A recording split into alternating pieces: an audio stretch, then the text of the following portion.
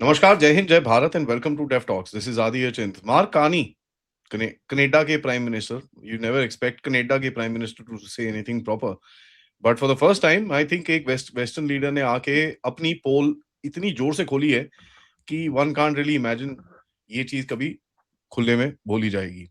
As a matter of fact, इसके बारे में भारत बहुत टाइम से बात करता रहा है। Let me just say this is right up Bharat line. Jaishankar ji ने कितनी बारी वेस्ट को यही चीज बोली है जो उन्होंने वहां पर डावोस में जो एक बॉम्बशेल फेंका है। पथिक भाई नमस्कार, but let's listen in to that video and then उसके ऊपर एक कमेंट्री करते हैं। This is guys, this is absolutely game changing. ठीक है, जो इन्होंने एक चीज बोली है, let's listen in. We knew the story of the international rules-based order was partially false, that the strongest would exempt themselves when convenient, that trade rules were enforced asymmetrically. And we knew that international law applied with varying rigor depending on the identity of the accused or the victim. This fiction was useful, and American hegemony in particular helped provide public goods, open sea lanes, a stable financial system, collective security, and support for frameworks for resolving disputes. So we placed the sign in the window. We participated in the rituals.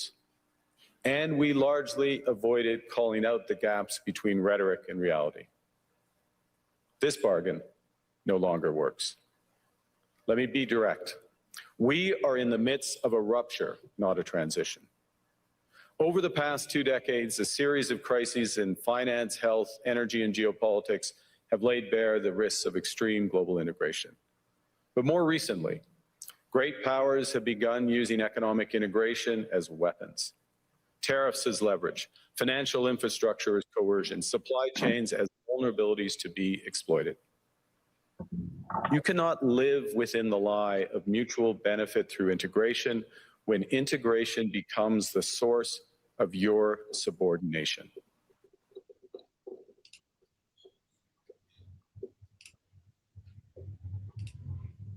एक बहुत ही उन्होंने interesting line बोला कि you can not talk about integration when integration becomes a source for pressure and all kinds of things. तो basically ये जो globalisation का narrative है ये वेस्ट से और अमेरिका से ही शुरू किया गया था।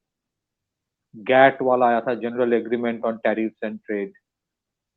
फिर वो जो डॉलर का जो ओवर वैल्यूएशन, फिर उसके वजह से एक मैन्युफैक्चरिंग वाज गेटिंग इम्पैक्टेड, तो आउटसोर्स करना, फिर then use the dollar for all kinds of imports, ensure dollar becomes a reserve and a trade currency. ये जितने सारे ग्लोबलाइजेशन के ऊपर चीजें बोली गई पिछले 30-40 साल से पढ़ाया गया, और बड़े बड़े इकोनॉमिस्ट और हमारे देश में इतने बड़े बड़े एक्सपर्ट्स हमेशा से एक्सेप्ट किया कि वही सही है। There is no middle path. आपको इंटीग्रेट करना पड़ेगा अमेरिका के साथ, नहीं तो आप इंसान ही नहीं हो, आप देश ही नहीं बन सकते। अभी भी देखेंगे कुछ कुछ लोग हैं, उसमें से एक है वो फॉर्मर पीएमओ का मीडिया का एडवाइजर या ऐसा कुछ था। हर दिन उसका दिमाग खराब हो जाता है, अरे देखो ये रूपी का डिवैल्यूएशन हो रहा है, अरे देखो ये चीज हो रहा है, वो चीज हो रहा है। Why are you always putting the dollar and the West as a reference point? आज वही लोग जिन लोगों ने आज तक ढिंडोरा पीटा कि your definition of development can not be without the west, आज ये बोल रहा है कि ये पूरा सिस्टम रप्चर कर रहा है। और ये कोई ग्लोबल साउथ का कोई देश नहीं बोल रहा है। ग्लोबल साउथ का कोई देश बोलता तो उसको लेके बहुत कुछ बोला जाता है। Today the core Anglo Saxon countries are accepting that the whole edifice is rupturing, and वो एक्सेप्ट कर रहा है। उनकी पूरी स्पीच में तो उन्होंने ये भी कह दिया कि रूल बेस्ड ऑर्डर कोई था ही नहीं। रूल बेस्ड अगर ऑर्डर था और होता तो फिर अगर जेनोसाइड के लिए पुतिन को कोई ब्लेम करे, एक्यूज करे, इंटरनेशनल क्रिमिनल कोर्ट चाहे, तो फिर the same should be applied to the American presidents. कभी हुआ ही नहीं। रूल बेस्ड ऑर्डर अगर हो तो what happened with Venezuela should have been condemned by United Nation. कभी बोले ही नहीं, बोलेगा ही नहीं। एक लीबिया को बोल दिया टेररिस्ट कंट्री, इराक को बोल दिया टेररिस्ट कंट्री। अभी मोहम्मद गद्दाफी कौन सा टेररिस्ट था, नैरेटिव तैयार कर दिया। But Libya was a pretty socially advanced country. So ये जो एक स्ट्रक्चर है, और इसमें सबसे बड़ा इंपॉर्टेंट रोल मीडिया का था western media. They sold narratives, and educated intellectuals of our country grabbed that narrative, never thought कि भाई इसमें से कोई middle path हो सकता है. So what, interestingly, there was a very interesting heading today in one of the Indian news channels. उन्होंने कहा कि यार Prime Minister Modi could see this trap coming, which others could not see. ये बहुत बड़ी अच्छी अच्छी बातें, ट्रेड डील करके, ये करके, बोलना बोलना, मिलना मिलना, फिर एक दिन एकदम you the way a president of a country like United States, भाई वो मैक्रॉन का लिखा हुआ प्राइवेट मैसेज सोशल मीडिया में दे रहा है. That's one part, that the rupture is true. The other part is what was Macron writing. What did Macron write? कि भाई ये ना ग्रीनलैंड लेके हम लोग कुछ पैचअप कर लेते, will do great things in Iran. मतलब ईरान के लिए मेरा कोई सिंपैथी नहीं है, but look at how they have this deals. यहां कुछ सेटिंग कर लेते हैं, वो कहीं और कुछ करेंगे. दिस इज द प्रॉब्लम ना. This is what prime minister Modi and Modi government have been saying all the time कि यूनिलैटरल सैंक्शंस, फॉरेन इंटरवेंशंस नहीं होना चाहिए. United Nation must speak up. गूंगा बोलता ही नहीं है. यूनाइटेड नेशन के सेक्रेटरी जनरल हमेशा गूंगा, जितना बड़ा गूंगा होगा उतना chances you will become the Secretary General. Today, Mark Carney is saying that this whole thing was a lie. But there was no rule-based order. It was all about what would facilitate the West. अब West में क्या हो गया कि now they are, भाई खाने के लिए कुछ बचा ही नहीं, सबको कंट्रोल कर लिया. So now I don't even consider you as my part. So I always say Trump is a blessing in disguise. America slowly जो करता था, आज उसको उसने वो फेरारी की स्पीड में कर रहा है. तब जाकर लोगों को लग रहा है कि यार ये क्या हो रहा है. It was needed, someday it would have happened. So rule based order अगर नहीं है, न्यू ऑर्डर की बात कनाडा कर रहा है, मिडिल इनकम कंट्रीज की बात कर रहा है. What are they indicating? What new order Mark Carney will create? Well, he cannot on his own. And what happens? What is Ursula von der Leyen meant by saying कि mother of all deal going to happen with India? तो ये जो prime minister Modi का silence था ना, was calibrated response, only coming from measured response from the MEA, very very controlled statements from the external affairs minister. इसको लेके जो लोग मजाक बना रहा था, आज वो लोग खुद मजाक बन गया है. They have no idea what to say, because exactly the same things the Europeans are saying. Canada, because देखिए अगर ग्रीनलैंड सक्सेसफुल नहीं होता है तो कनाडा तो गया. कनाडा को next one will be Canada, because Trump अपने आप को एक ट्रैप में डाल दिया है. He will have to do something, otherwise he will become a laughing stock. As it is, he is, that is a different issue, but he doesn't feel that he is a laughing stock. ना उसको तो हर दिन उठ के वो मतलब सब उसको कौन कितना चढ़ा सकता है. So again, the last point before I hand it over to you, why this meltdown by all these countries? This meltdown is because they are facing what they collectively did to other countries for 50-60 years. ऐसा नहीं कि ये मोक्ष प्राप्त कर लिया है सब, नहीं. जो ये लोग दूसरों के ऊपर करते थे, आज वो they are on the cusp of facing the same thing. That's why. So इसका मतलब ये नहीं कि Europe has reformed, nothing like that. And I think someday it should have happened. Let them face it. For the time being, what they have done to many countries. Imagine, I repeat, मैं एक बार पहले ही बोला, imagine the situation of Macron. One day he tweets appreciating what Trump did in Venezuela. Few days later he would have to say कि boss ये bully नहीं चलेगा. Because they were thinking next to do it in Greenland. So this is a lala world where powerful if you are, you will decide the order, and if you are weak, you will do whatever is necessary to survive. That's it. आपके resources आपके खुद के नहीं है, unless you have the power to defend it and the capacity to defend it. That's why for India, spending money on defense is so very important. हमारे यहाँ बहुत सारे ऐसे intellectual idiots हैं जिनको लगता है कि ये सब बेफजूल की खर्चे हैं, स्कूल्स बनाओ, अच्छी बात है, स्कूल्स हजारों के तादाद में मोदी जी बना रहे हैं। डिफेंस में खर्च मत करो, डिफेंस इसीलिए जरूरी है, and that's why there's a 20% expansion in India's defense budget, which will happen in March in 2026. 20%, and all the 20% will get into capital acquisition. हथियार चाहिए, and every country will have to be on their own now for the time being, unless some new order comes. Back to you, Aditya. So this Davos is a great thing. अरे एक बार मुझे बताओ, ये Trump का plane में सही में कोई प्रॉब्लम आ गया था या उल्टी मार के निकल दिया उसका तो प्लेन में डिफेक्ट आ गया फिर? हाँ, लाइट बंद हो गया था उसका। अच्छा, अभी अभी पहुंच गया डावोस? बोलते तो हैं, लेट्स सी। अच्छा, डावोस अगर वो पहुंच गया, उसका स्पीच तो भाई मतलब देखने लायक होगा, because he will not spare. What did there's a member of European Parliament from Denmark, उसने क्या कहा? Mr. President, FO.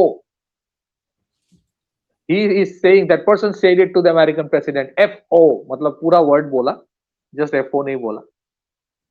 सुबह उठ के मुझे वन न्यूज चैनल से, अरे सर ये ना ट्रम्प को किसी ने पूरा बोला है, आप उसके ऊपर क्या कमेंट दोगे, कुछ कमेंट दोगे? मतलब यार इसमें क्या कमेंट दूं?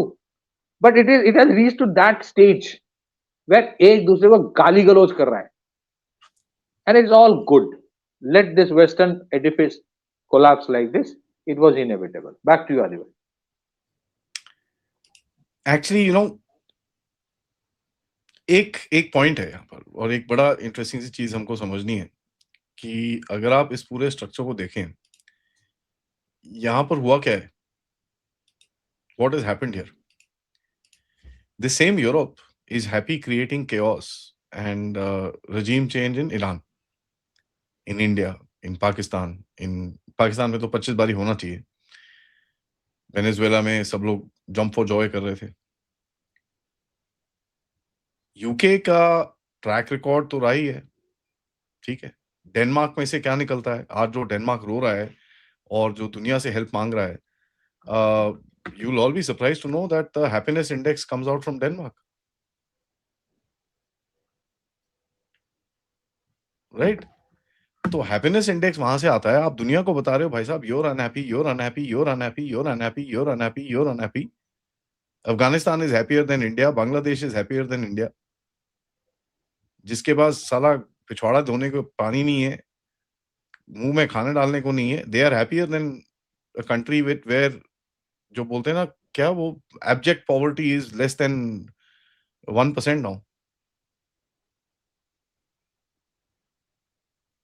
ठीक है, तो आपने पूरे देशों के ऊपर अपनी मनमर्जी के चक्कर में ये सब किया है। आज आपको दर्द क्यों हो रहा है? क्योंकि आपके ऊपर वो चीज की जा रही है। आज कनाडा क्यों रो रहा है? So Mark Carney, 10 points for him, but I'm going to cut 5 points or 7 points or 8 points or 9 points and give him only 1, because Mark Carney भी उसी इकोसिस्टम से आता है जो दुनिया के ऊपर राज करके, he was the chairman of the Bank of for the Bank of England and 50 other bloody globalist organizations. ये भाई की अपनी his own career is based out of that. आज जब इसको पता चल रहा है कि भैया मेरे देश के ऊपर ये हमला करके कब्जा कर सकता है, मेरे देश को बोलता है कि भैया 51 स्टेट बन जाओ, नहीं तो तुम्हारी हम टाइट करेंगे इधर उधर से, तो वहां पर एक वर्ल्ड फोरम के ऊपर जाके रोना शुरू हो रहा है।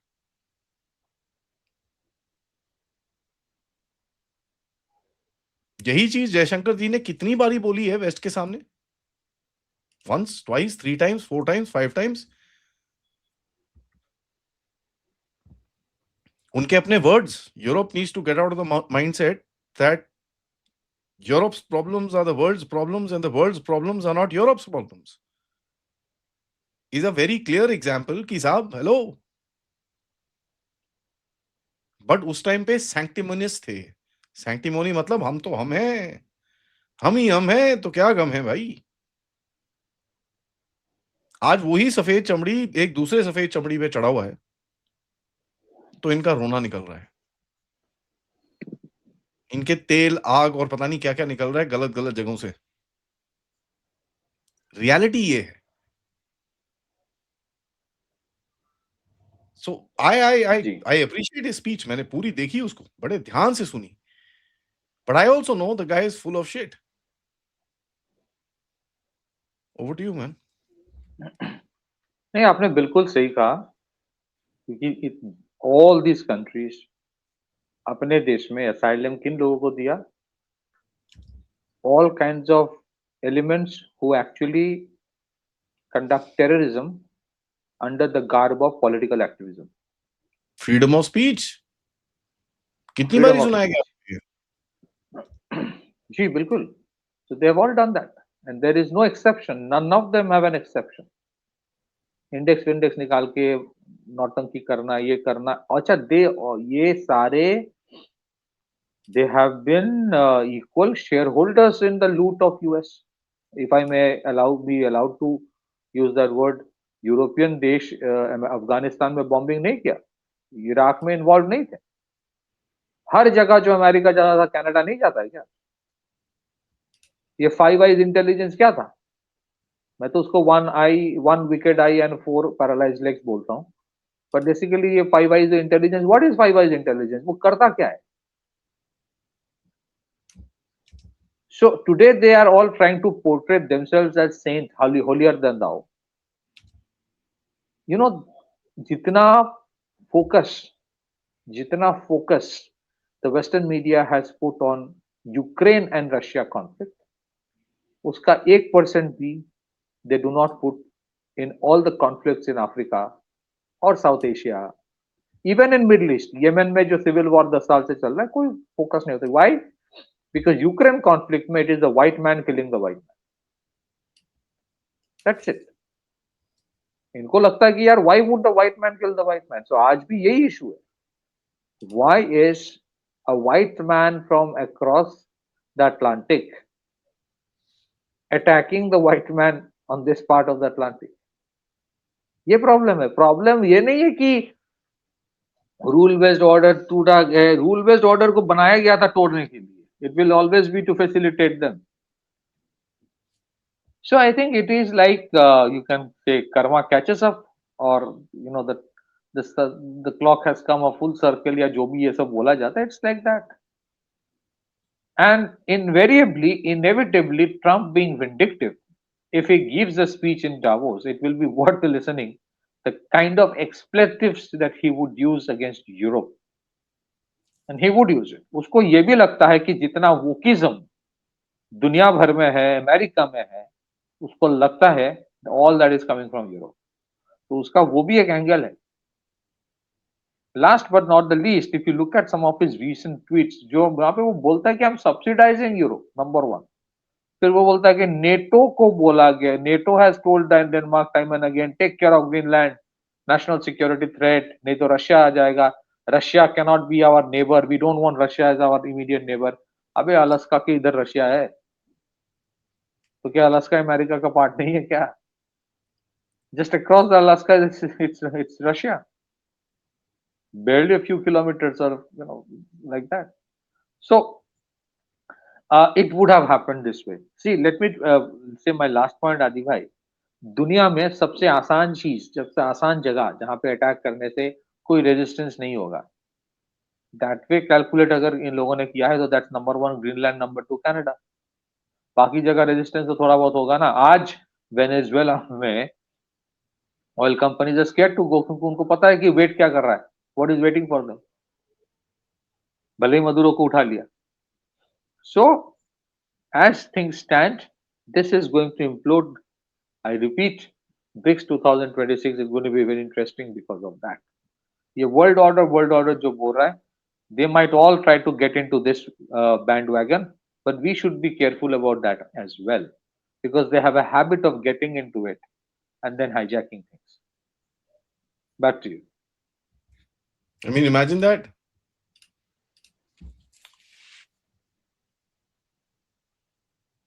This is Tomorrow they might exactly even say, sorry. this is exactly what we've been talking about for ages.